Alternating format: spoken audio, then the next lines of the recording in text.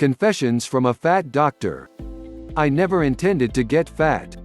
I am not exactly sure how it happened, but there I was, a 6'2", 34-year-old pushing close to 270 pounds. My cholesterol was high, my triglycerides were high, and my blood pressure was high. I was on a direct course for developing diabetes, increased risk of heart disease, increased risk of cancer, and a ton of other diseases related to obesity. It gets worse. I am a doctor, a sports chiropractor to be exact, and my office is located inside a health club. Unfortunately, like many other doctors and other health professionals out there, I was not practicing what I was preaching.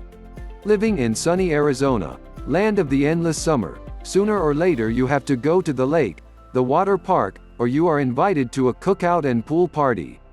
That is when all my excuses caught up to me. Despite knowing the health risks associated with being overweight, it was the feeling of low self-esteem and embarrassment that finally drove me to action. So there I was, a doctor, ready to get the weight off.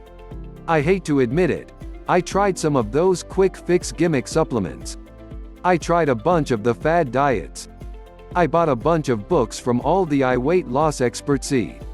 Sure, I would lose a little weight, but I could never stick with the diet for any length of time. When I went off the diet, I would gain the weight right back. Then tried working my butt off in the gym, running almost every day. That got real boring, and I found that running every day is not the best thing to do when you weigh close to 270 pounds. There I was again, still no direction, no focus, no drive, nothing to guide me. Frustrated about not getting any results and what to do, I thought I was just going to have to accept that I was overweight and deal with it.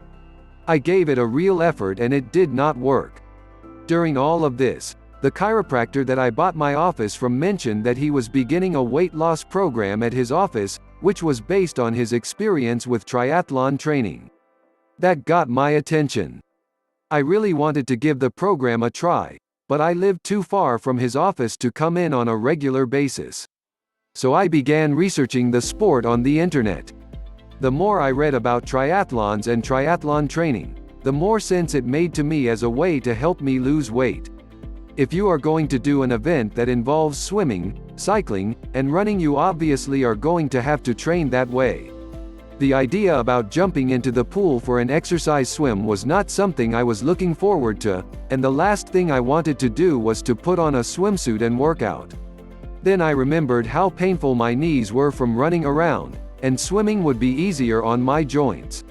I also began reading about using heart rate monitors and the effects of exercising at different heart rates. Many of the authors of the books on heart zone training were triathletes themselves, and they gave numerous examples on how using heart zone training you can track your progress and maximize your exercise program. The more I searched the triathlon internet sites, the more I became interested in the sport. The people who competed in triathlons looked really fit, it was inspiring. That is when I decided to take my commitment to losing weight to the next level. Weighing close to 270 pounds, I signed up for my first triathlon.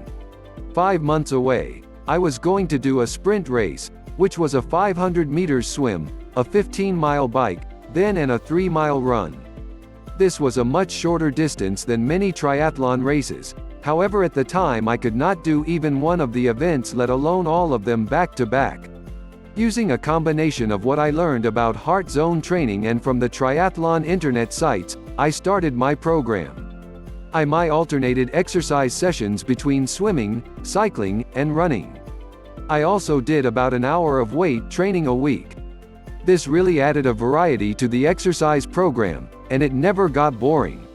One day I would just bike, then next maybe run 10 minutes, do a weight session, then bike for 25 minutes. Then the next day I would just swim. The next day I would swim, then follow it up with a run. My knees were holding up very well with little, if any, pain. At the same time I started eating better, no real diet, just common sense stuff, avoiding the sugars and white breads. The use of the heart rate monitor became a very useful tool. It kept me from working too hard or too easy. The monitor I was using, The Polar 610 also came with software. I was able to download all of my exercise sessions into a computer. Then I was able to objectively document my exercise sessions. The software was able to track my calories burned during exercise, my average heart rate, hours spent exercising per week, and much more. After every exercise session, actually looked forward to downloading my session to see how I did. It also allowed me to exercise at different heart rates. One day I would run at 70% of my maximum heart rate for 10 minutes, then bike at 80% of my maximum heart rate for 10 minutes, then go back to running at 70% for another 10 minutes. The next day I would just bike for 40 minutes. But I would again exercise at different heart rates, 10 minutes at 70%, and 5 minutes at 80%, and 10 minutes at 75%, and 5 minutes at 80%, and then 10 minutes at 70%. This was a fun way to exercise, and I actually began to look forward to exercising. The whole process was less boring. I kept up with this type of training for 5 months. On the day of my first triathlon, I was 40 pounds lighter. Somehow, some way, I did it. I finished my first triathlon, and as crazy as it sounds, I really enjoyed myself. I was feeling good about my accomplishment, but I still had some serious weight to lose. So I found another triathlon race 6 months later, signed up for it and continued training.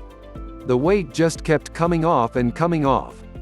At the time of my second race, 11 months after learning about triathlons, I had lost 60 pounds.